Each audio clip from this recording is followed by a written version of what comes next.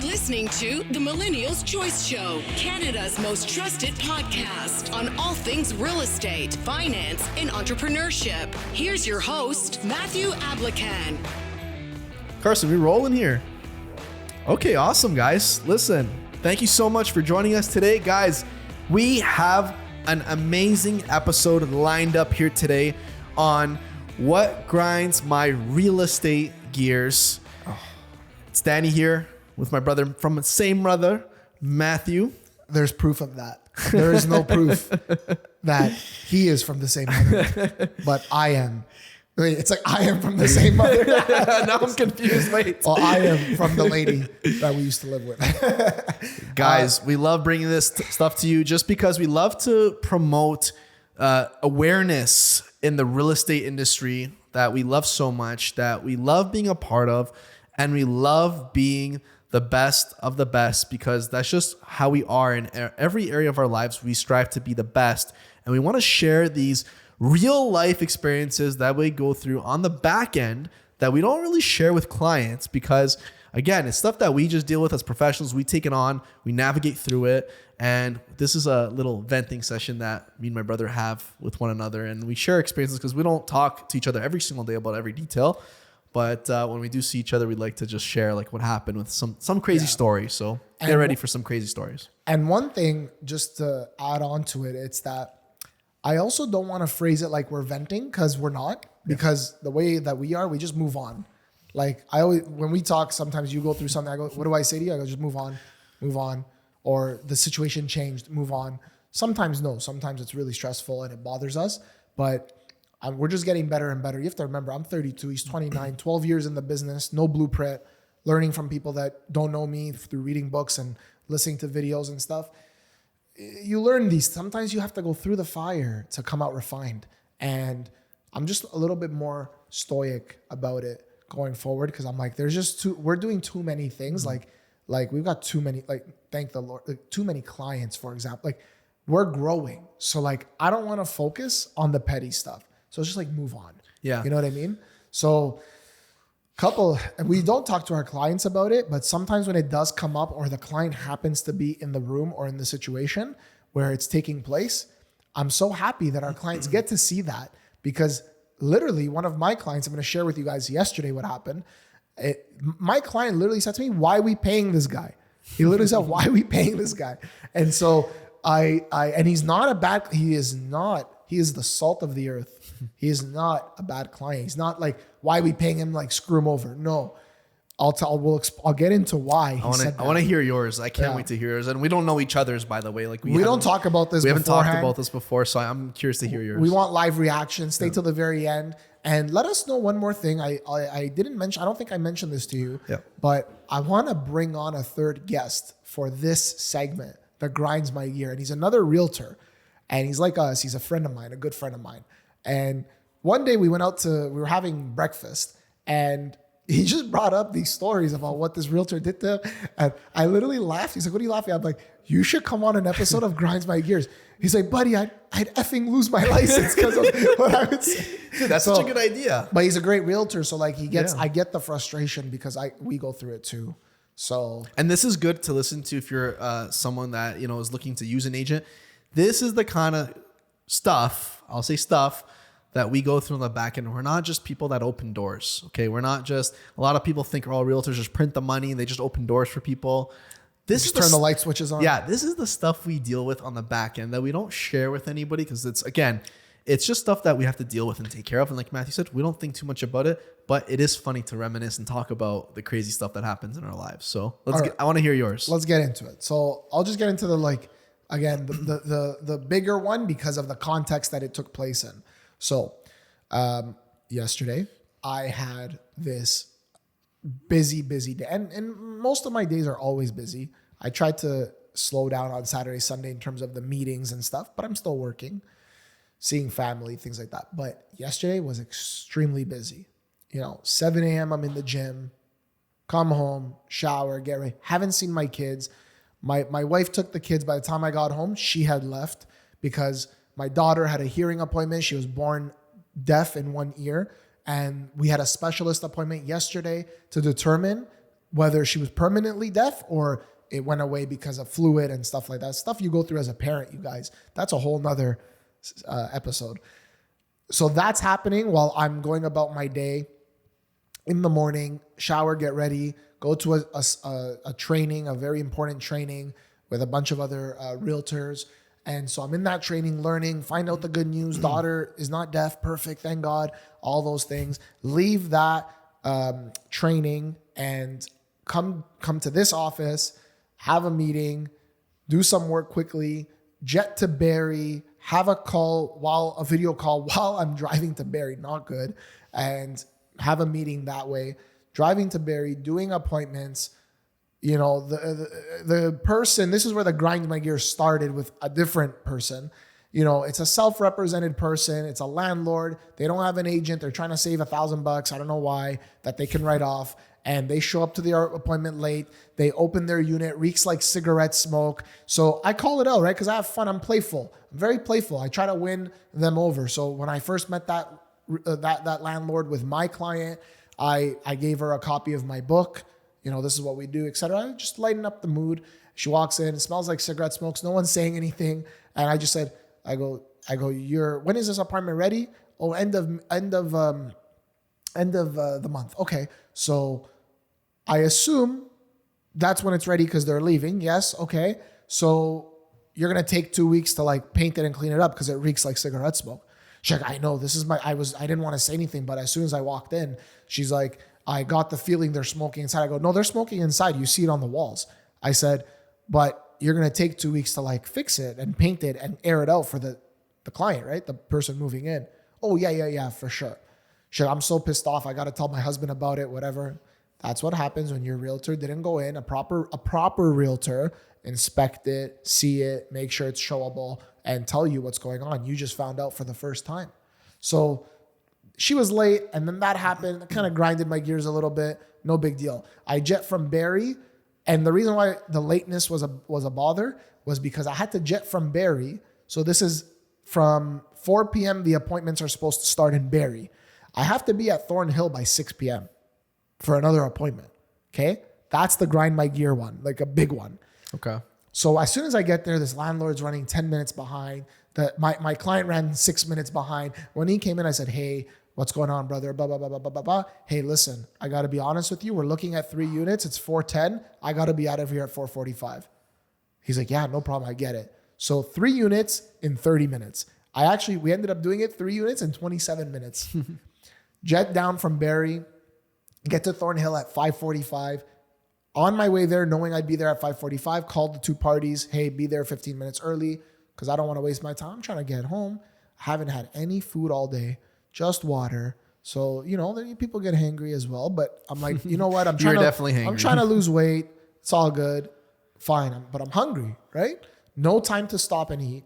You're barely making every appointment. You know me. I don't want to be late. And bro, we get to Thornhill and the realtor's not there. So we're meeting. I'm representing the landlord. The realtor's representing the tenant. We're just meeting, okay? Now, the tenants are foreigners. They don't have really good credit history or employment history, things like that. So they're willfully offering to pay half of the year upfront to combat that risk. That's what some people do. So my client goes, I'm open to that. Let's meet with them. And I said, the best way to go about it is meeting with them. You'll pick up on red flags. I'll be there. I'll interview them. You'll interview them. We see how their demeanor is. Yeah. Things like that. It's part of doing our job. You're teasing me here. What happened? So the realtor doesn't show up. At all. At all. So I'm like, I'm not going to say, where's your realtor? Ugh. No, I'm not like that. I'm doing all this for one reason, for my client. So I go to them, I go, have you actually seen the unit yet? No. We're hoping you can give us a tour of the building, the unit, and all that stuff. I'm like, no problem. My client's with me the whole time.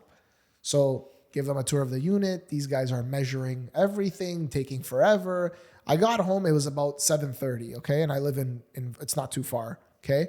So we were there. This is for a rental. We make no money on it, okay? We're just doing it to service our client because we bring that value to them.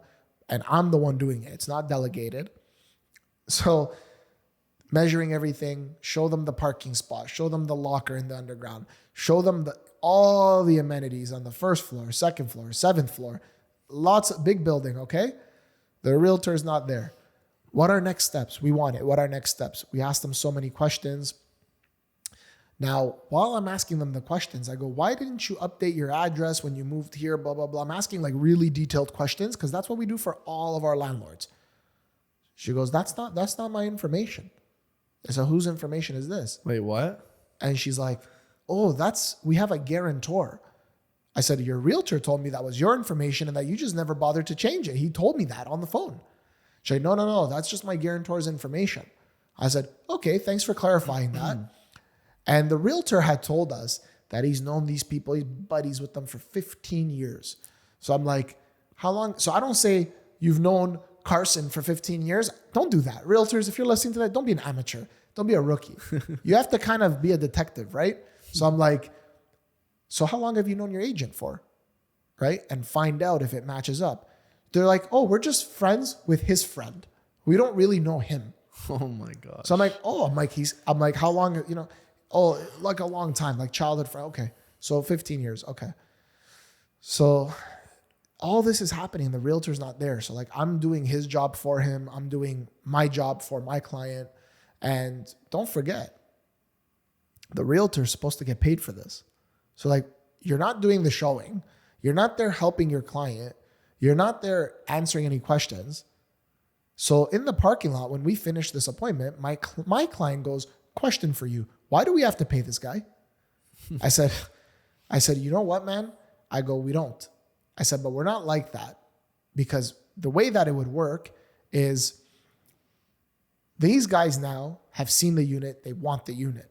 So if we tell them I have their contact info because the realtor made them contact me. I never asked for their contact info because I had the realtors. He made them call me saying they're on the way or whatever. So I had their number. So if we really wanted to do the deal, we could have said, yeah, we'll do the deal. But your realtor, like if you want to give him something, you can pay him, but we're not going to give him any commission. We're not like that. We're not short-sighted. I told my client, I go, don't worry. Pretend his name is Danny. I said, Danny, don't worry. It's part of my job. This isn't the first time it's happened, but we need to service you. Are you comfortable? Yeah, we want to do the deal. Okay. So these guys are like, what do you need from us? I said, I need a couple of these documents and then I'll speak with your realtor and he'll help you arrange everything. So I'm not cutting anyone out. I never do. I've never done that. So I send them the list of the documents and I told them to send it to their realtor to send to me, or if they felt more comfortable, they could just email it to me and include their realtor in the email, whatever. And all of a sudden we're driving home. It's like 7:15 and they message me going, sorry, our couch is too small. We're not interested in this space. No way. No, I was waiting for it, but no way. You guys might be like, okay, Matt, like this is you don't need to be dedicating an episode to this. You guys don't get the context and all the nature of our job. And again, not getting paid anything, right? You can't even pick up the phone and call a lawyer without them charging you these days. I'm spending hours. I'm not going to lie. I was listening to the story and I'm just like, so like, what's the really, really bad part? It's annoying the agent didn't show up, but wow, sorry. That's really annoying. Like that grinds my gears. And by the way, setting up the appointment was, let's say on a Wednesday night. From Monday morning, I told the agent, yes, we're able to meet Wednesday at 6. You know when I got confirmation of the appointment? By the way, I confirmed the appointment with my client because that worked with him. I sent them the calendar invite. I did that Monday, but I left it open. We would have canceled it if it didn't work out. You know when I got confirmation? Monday night, nothing. I follow up. I always follow up. Tuesday morning follow up, nothing. Didn't hear back. Didn't answer my call, messages, nothing. Tuesday night, 9:45 p.m., his client messages me saying, yes, we're good for tomorrow at 6. So already it's like off to a bad start. So then when that happens, I send it to my client and I just go, hey, they've changed their mind. Like, here's a screenshot of the message. They're just saying their couch doesn't fit. It's all good. When that happens to me, I'm not like, you mother F. I'm not like that. I don't get mad. I just say, lesson learned. You know where I went wrong? The one place I went wrong As soon as I saw their realtor wasn't there or whatever, I should have said, I can't show you the unit. I'm not your agent. I could have said that, or there needs to be an understanding. I should have made sure that when I spoke with the realtor on the phone on Monday, I should have said to him, have you seen the unit? And if he said no, I should have said, look, my client is okay with the situation. Foreigners, all that stuff. Obviously, he'll want to meet them. But before we do all of that and waste any one of our times, show the unit. Now that you know that they're okay, show the unit. I should have done that. So I took that accountability on the ride home. Done. Move on from it. Okay? Call the realtor, no answer, nothing. I'm like, this guy is so unprofessional. It's unreal. While I'm in that building, I'm talking to the security. This realtor comes very like in a frenzy. Okay? Excuse me, what is the, internet password? Like in the lobby. And I'm like, what are you doing with the internet in the lobby? It's a new building. It's not even set up yet. The guy's like, it's not set up yet. But I have an offer I have to do. She's talking to the security. I'm like, so I look at her, I'm like, are you a real estate agent? She's like, yeah. This is just a sidebar as we're about to leave the building before this other stuff happened. She goes, just to show you guys what we deal with, just to show you guys who you can potentially be hiring. She goes, yeah, I'm a realtor. I go, you ever heard of tethering with your phone? Yes. Can you help me with that? Before I left, I helped her tether her laptop to her phone. That's really nice of you, but that's also very concerning. Like how I don't know this person. I have no interest. Not my unit. Nothing. Just a random realtor as we were about to leave the hour showing that we were in. Like, how aren't you set up for that stuff? Yeah, that's really frightening because a lot of people might not know this, but the person you hire might not be all that it appears to be, right? And if they don't know how to tether your phone, like that's a huge red flag, right? So then I'm like to her, why don't you just go to Starbucks? It's right beside the building. There's Wi-Fi there. Yeah, that's a good solution too. Like it's like just think, like we are problem solvers. That's what we do. That's what we do. The problem is that I find, again, I wasn't laughing or like what grinded my gears for your thing wasn't the client's couch not fitting. It was you went above and beyond. You showed them the unit. You did all that other stuff. Building tour. The building tour, which takes a long time. A long time. And then it's like, oh, well, our couch doesn't fit. It's like, guys, you guys should have figured that out with your agent a long time ago. Why are we meeting with you guys? And why, like the agent? No. How are you not showing? Forget that agent and showing the unit. What do we include in all of our listings? You have the dimensions of the actual floor plan. Yeah. And the floor plan. Yeah, the floor plan itself. So why don't you just look at that and narrow it down? Not you as a consumer from here, yes. These people are foreigners. Yeah. You as a realtor, help them. Help them that Do way. your job. Yeah. Right? I made it easy for you. I literally set it up for you to swing and hit a home run. That was a layup easy for sure. Layup, bro. I had one where I was dealing with multiple offers for some clients that I love. So I was trying to get them this place, and there's a lot of back and forth if you guys have, been in that situation, and it's very stressful. And, I'm just ready. I'm going back and forth with the agent, and I get another call, and I take it because I'm like, you never know, it might be an emergency, whatever. It's another real estate agent, and she's like, so regarding one of my listings for rent, she's like, so I just wanted to let you know, like I was putting the key back in the lockbox, but like some other person came and said, I'm a real estate agent, and I already spoke with the listing agent, and can you just give me the key? And so this person on the phone's like to me, so like I got her card. She's like, I got her card, so I just wanted to let you know, like my other grind my gears has to do with that person that took the key. Okay, so, wait, that happened this morning on the way here. Really? Continue. So again, so she's like, I just wanted to let you know I gave this person the key, and I just wanted to make sure that she wasn't lying and she did actually book the showing. So I go on my phone, I check. I'm like, yeah, that person with that name never booked a showing. I don't know who you just gave the key to. That's our clients, our landlord's key to their unit. You could have just given it to a stranger who maybe picked up a card from somewhere and just gave it to you, right? And now there might be strangers that went and are moving into the unit and they have the key. Or squatting. And they're squatters. Yeah, that's my thought. My thought is like, my heart started like getting really, I'm like, shit. I'm like, this is not good. Like, this is very bad. This is as like bad as it could kind of get with these kind of situations. Because what if you do have someone that's imposing themselves to be a realtor, and they just got the key to the unit. Now they're inside the unit. Who knows? They're locking the door. We don't know. And I'm also dealing with multiple offers, and I'm like, I need to get these guys this house. Long story short, like that grinds my gears, because I don't even have to explain it. They gave the key to a stranger without confirming who they are. And why would you do that? You're better off just putting the key back in the lockbox. And yeah, if you've booked an appointment, go get the key like how you normally would. That's what I always tell anyone to do.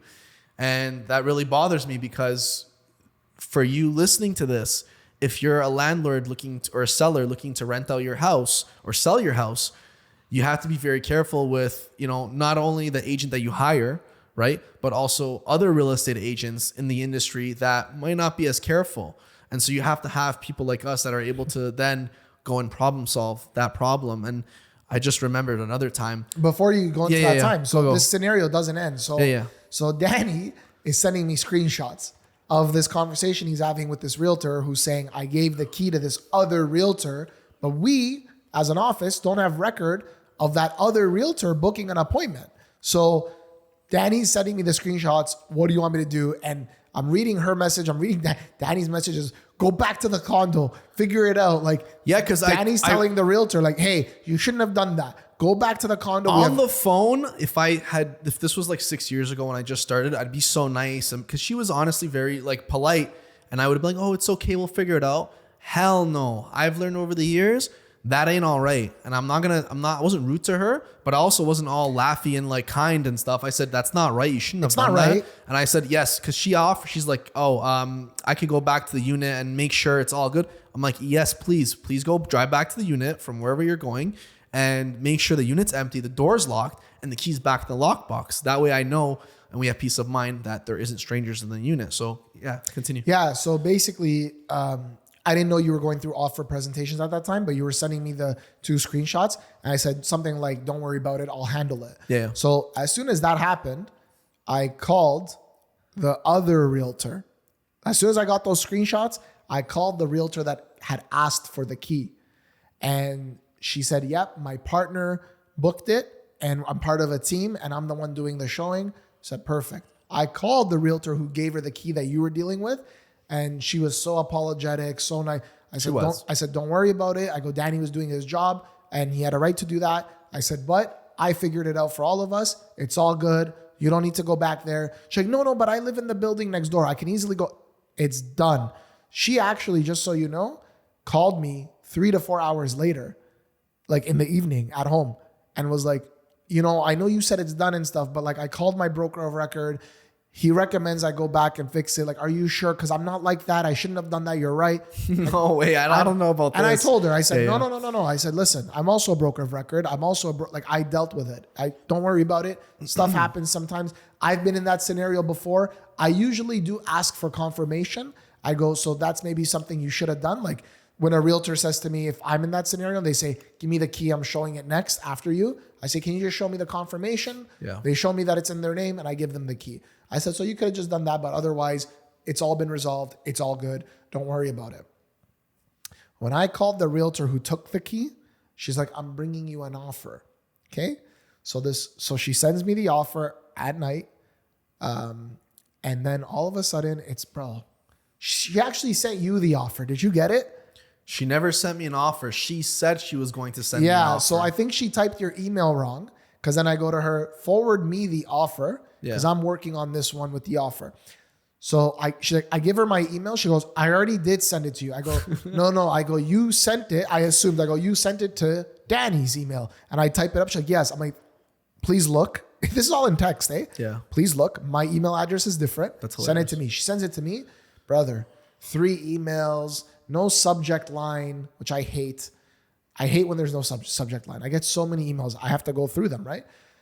3 emails. One of them is the story. One of them, my name is spelled wrong in the story, by the way. You got those emails? I got the same emails, and I reviewed everything.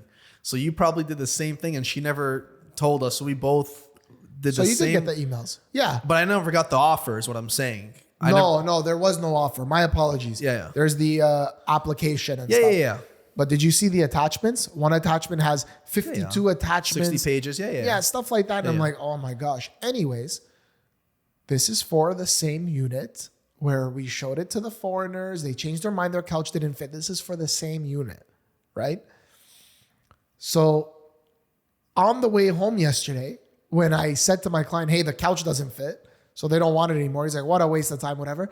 I said, we're going to look at that other application now that we have some more time. There was no rush to decide. So he's like, okay, perfect. So yesterday night, come home, haven't had any food, don't see my son. He's sleeping. My daughter's crying. She's very colicky. So that's annoying. And then I haven't ate, right? So now I'm barbecuing and I want to eat something. It's late. My night's not over, guys. I'm going to send this guy those documents. I'm not going to wait till tomorrow. I'm not a procrastinator. I'm going to do that. That's what I do in my business. Sending them over, whatever, explaining it, looking it over. Today, my plan was to call my client, speak with him in more detail, give those guys the green light to show it, and then maybe do a deal, right? Or she showed it already, so get her to do the offer and we do a deal. I call I message the agent. I go, hi, so-and-so, just as an update, my client has everything. We're going to review it this afternoon and we'll let you know later this evening. Oh, hi, Matthew. Sorry, I didn't let you know. We went with another unit. Oh my God. I'm like, bro, I didn't even reply. What a waste of time. I didn't even reply. Yeah. And I just called my client on the way here this morning and I said, hey, so this is what she said. They've just found a more affordable unit. It's all good. We move on. We wait for the next one. He's like, okay, sounds good. Let me know. Done. But it's like, if you were a professional, look, everyone has the right. We're not mad that you don't want the unit. We're not mad that you change your mind or you found something else or your couch doesn't fit. We're not mad about that. That's normal. That's going to a house, you don't like it. Yeah, for sure. It's normal. Very normal. What we're upset about is the lack of professionalism in the industry.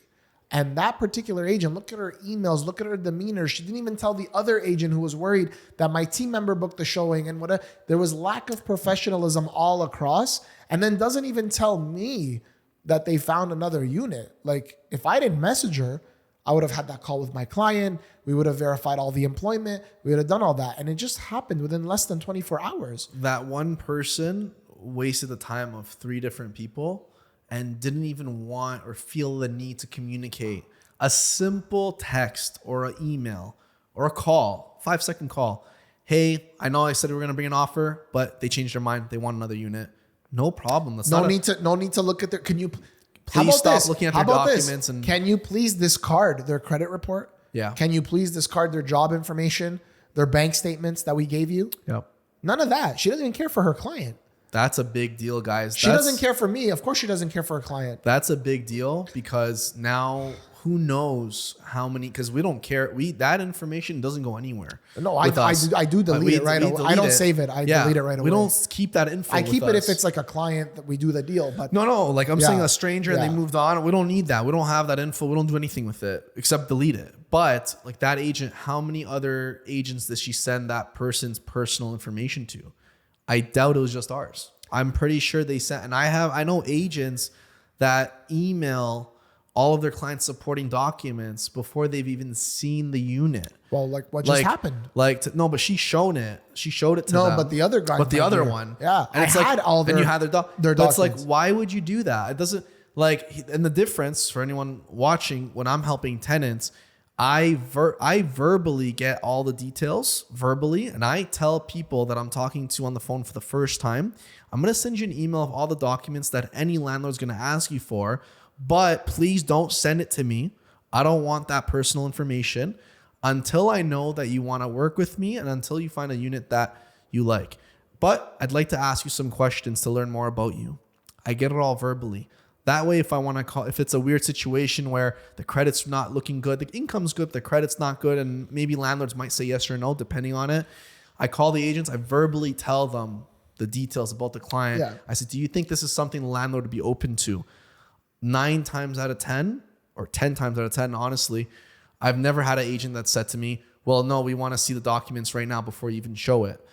If it's a situation where they think that it's possible, they say, show the unit. If they like it, then we can, look at the documents and all that.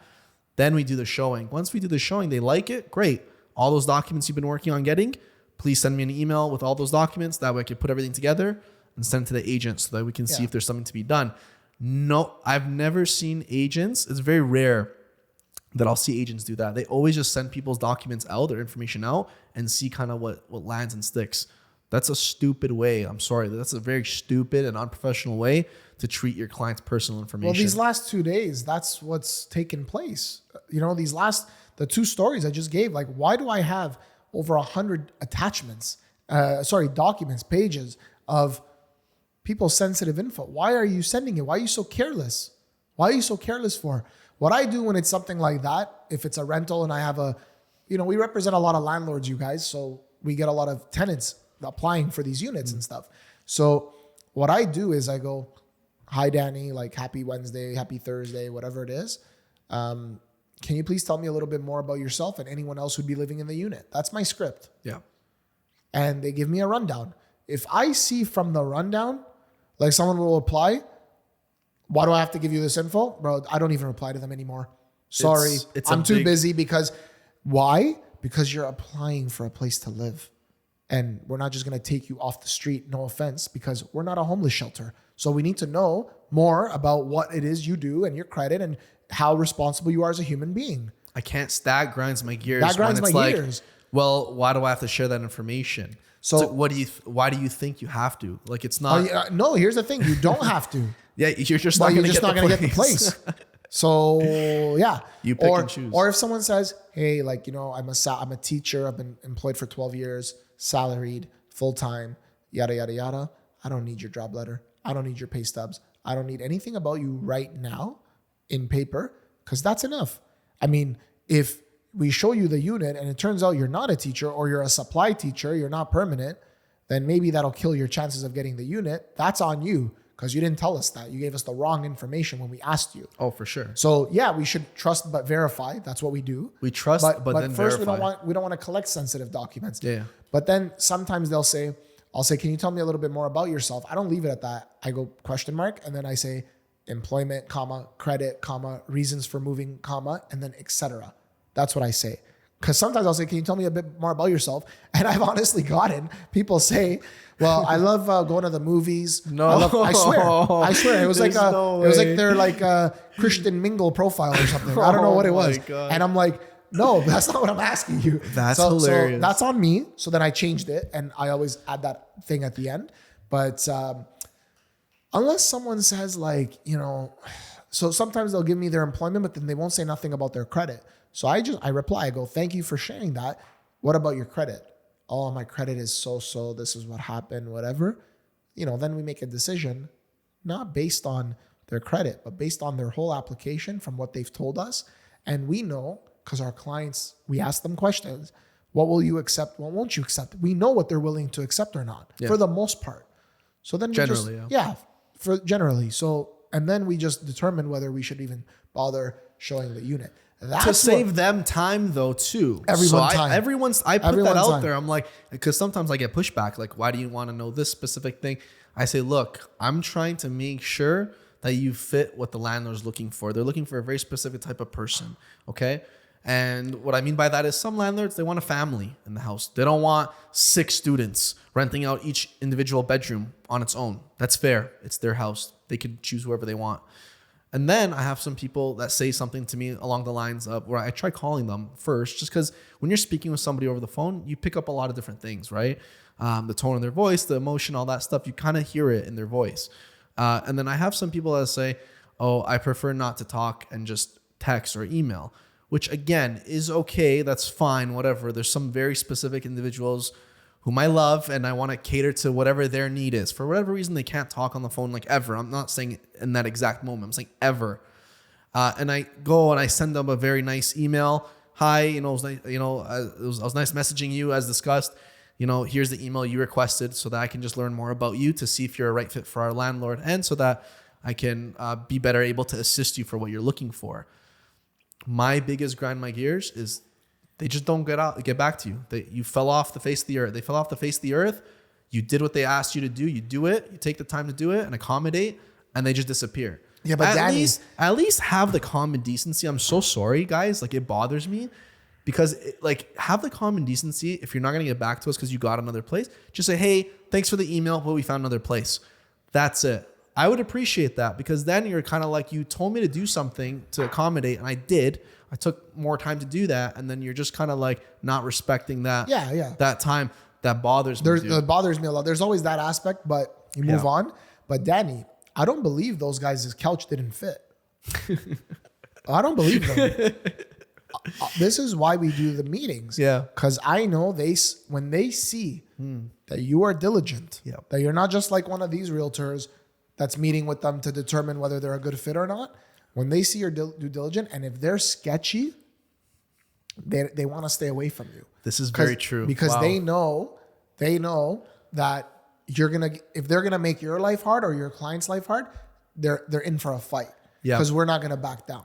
So I told my client that. I go, listen, we don't know if it's their couch or if it's whatever. Either way, they're not the right people for this place now. We've determined that. So we're moving on. But a lot of the times in my head, I believe that it ain't because of the couch.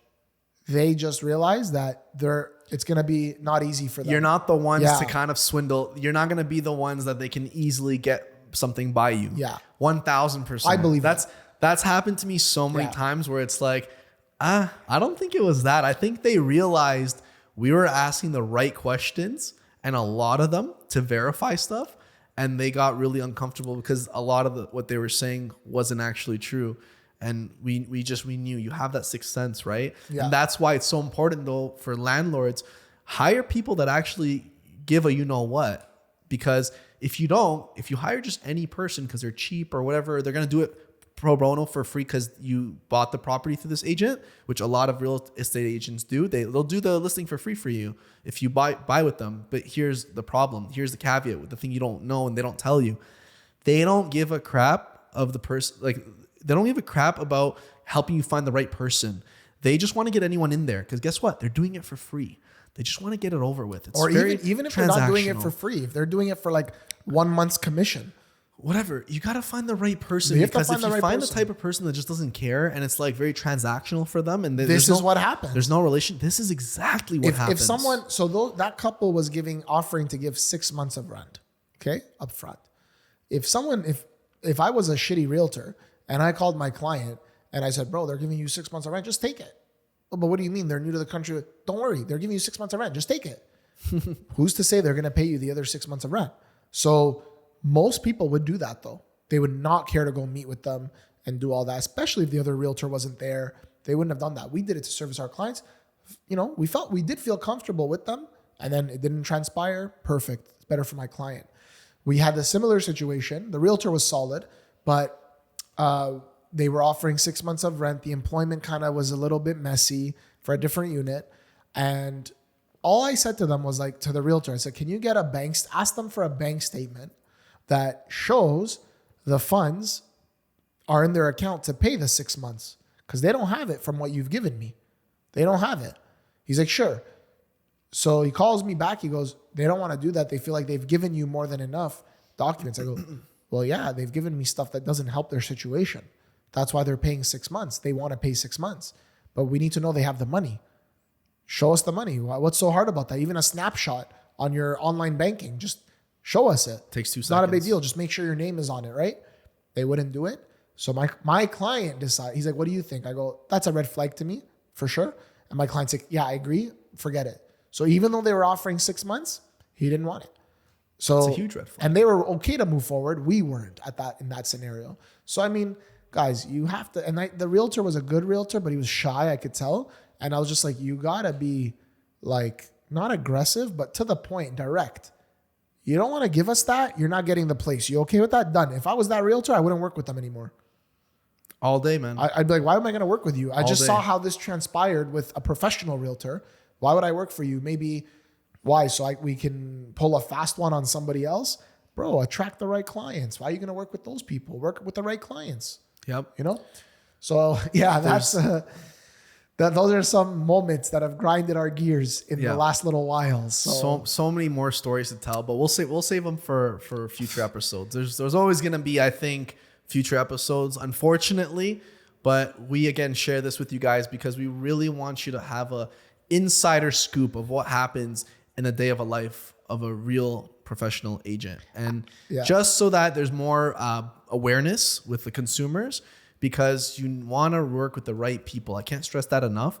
You want to work with people that want to build that long relationship with you, and also with agents that work off of referrals. Because if we basically have a business built on referrals, we're going to go above and beyond for you, for your family, for your friends, and whoever else we want you to tell, about us, right? Yeah. We want you to literally be at Costco. And if you hear, 2 rows down, somebody, saying, I'm looking for an agent to buy a house, I want you to jump over to them, push a kid out of the way if you have to be like, hey, you need to work with Millennial's Choice. You need to work with Matthew and Danny because this is what they did for me. And they were there for me every single step of the way. Yeah. That's what I want. We're building the authority, and we want to earn your business too. We want to grind for it. We want to hustle for it. We want to earn your respect. We want to do all that stuff, guys. So, we offer everybody a free consultation to assess your needs and know your situation. See what you're going through. What are you dealing with these days, right? And we help you. And eventually, we always get the right people, build a relationship. We have friendships. And sometimes my clients talk to me about all kinds of stuff, and they're venting and whatever, or marriage, or having kids, and how hard that could be sometimes. And I love it. I love it all. So we look forward to serving you guys. And until next time, guys, we're out. We're out.